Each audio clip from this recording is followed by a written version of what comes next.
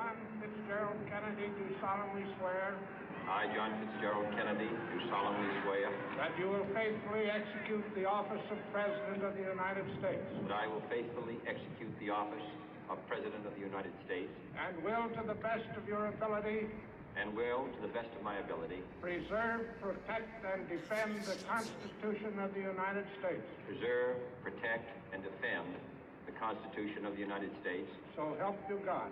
So help me God.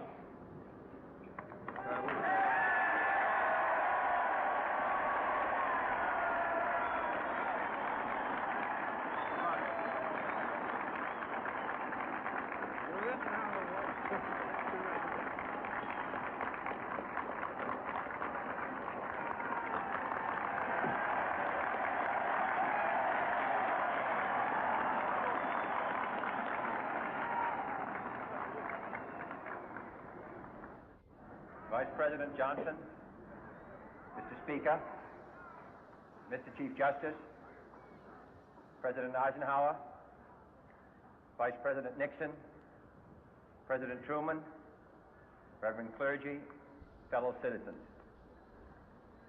We observe today not a victory of party, but a celebration of freedom, symbolizing an end as well as a beginning, signifying renewal as well as change. For I have sworn before you and Almighty God the same solemn oath our forebears prescribed nearly a century and 3/4 ago. The world is very different now, for man holds in his mortal hands the power to abolish all forms of human poverty and all forms of human life. And yet the same revolutionary beliefs for which our forebears fought are still at issue around the globe. The belief that the rights of man come not from the generosity of the state, but from the hand of God. We dare not forget today that we are the heirs of that first revolution. Let the word go forth from this time and place to friend and foe alike that the torch has been passed to a new generation of Americans born in this century, tempered by war, disciplined by a hard and bitter peace, proud of our ancient heritage, and unwilling to witness or permit the slow undoing of those human rights to which this nation has always been committed and to which we are committed today at home and around the world.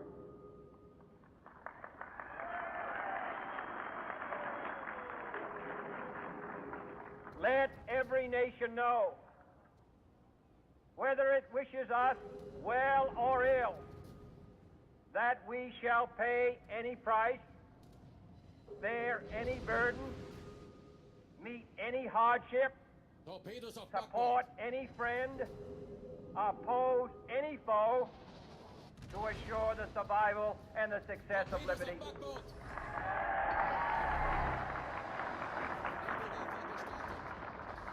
This much we pledge and more. To those old allies whose cultural and spiritual origins we share, we pledge the loyalty of faithful friends. United, there is little we cannot do in a host of cooperative ventures. Divided, there is little we can do. For we dare not meet a powerful challenge at odds and split asunder. To those new states whom we welcome to the ranks of the free, we pledge our word that one form of colonial control shall not have passed away merely to be replaced by a far more iron tyranny. We shall not always expect to find them supporting our view, but we shall always hope to find them strongly supporting their own freedom, and to remember that in the past, those who foolishly sought power by riding the back of the tiger ended up inside.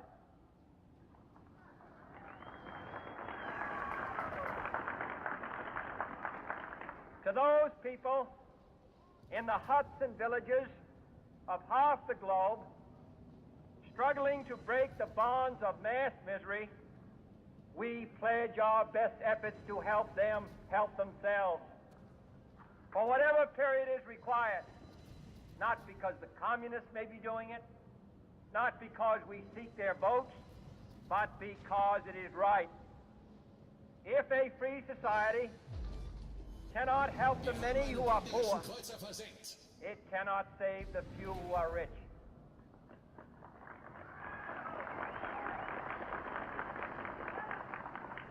To our sister republics south of our border, we offer a special pledge to convert our good words into good deeds, in a new alliance for progress, to assist free men and free governments in casting off the chains of poverty. But this peaceful revolution of hope cannot become the prey of hostile powers. Let all our neighbors know that we shall join with them to oppose aggression or subversion anywhere in the Americas. And let every other power know that this hemisphere intends to remain the master of its own house.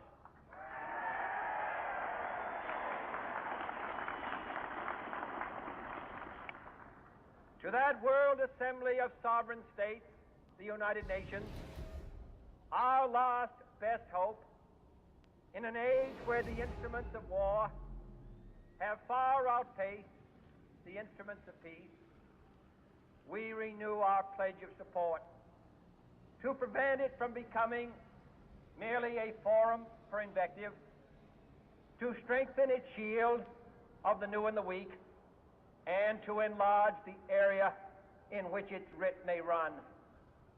Finally, to those nations who would make themselves our adversary, we offer not a pledge, but a request that both sides begin anew the quest for peace.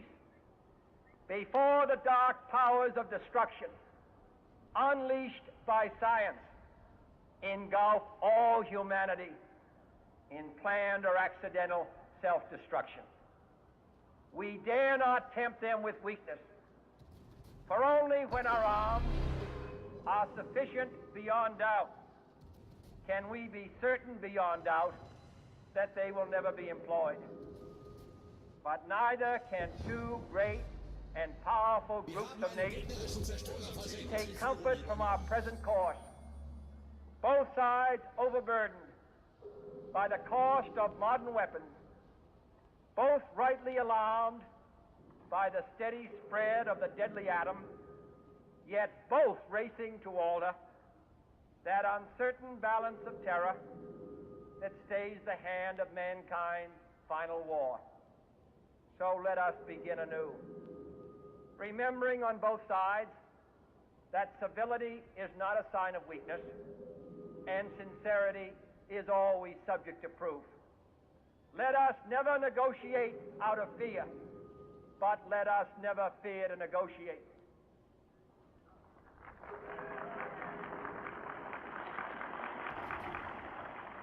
Let both sides explore what problems unite us, instead of belaboring those problems which divide us.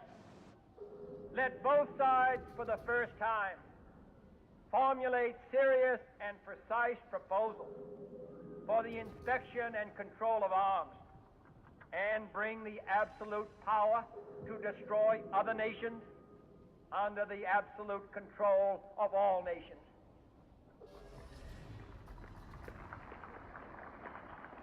Let both sides seek to invoke the wonders of science instead of its terrors.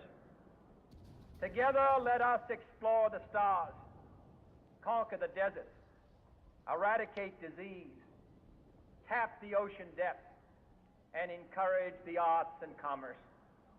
Let both sides unite to heed in all corners of the earth the command of Isaiah to undo the heavy burden and let the oppressed go free.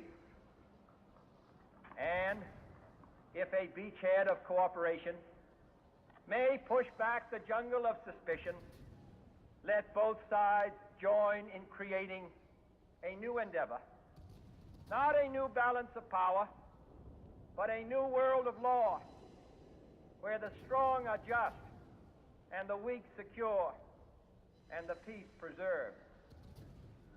All this will not be finished in the first 100 days, nor will it be finished in the first 1,000 days, nor in the life of this administration, nor even perhaps in our lifetime on this planet. But let us begin.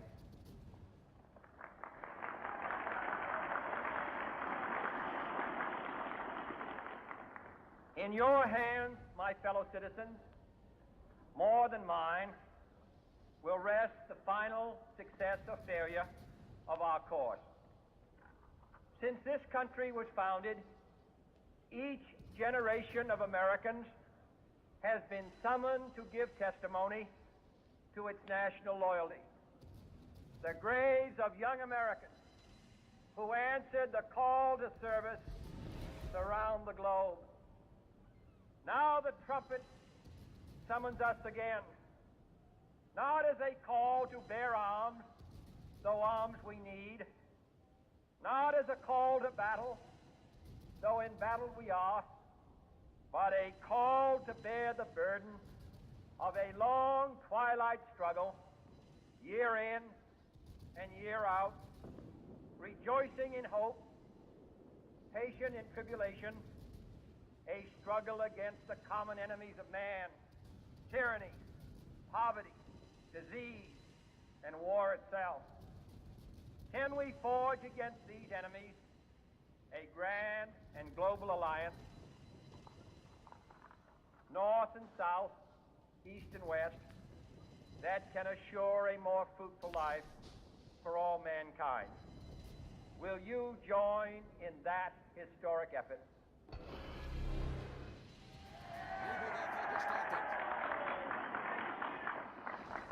In the long history of the world, only a few generations have been granted the role of defending freedom in its hour of maximum danger.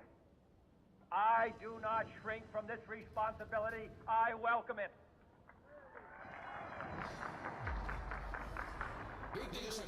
I do not believe that any of us would exchange places with any other people or any other generation.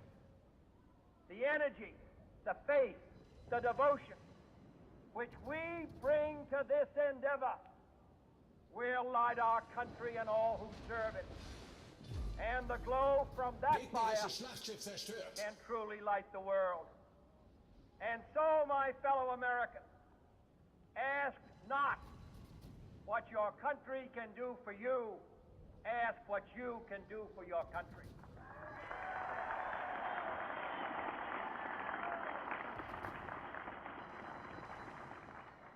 My fellow citizens of the world, ask not what America will do for you, but what together we can do for the freedom of man.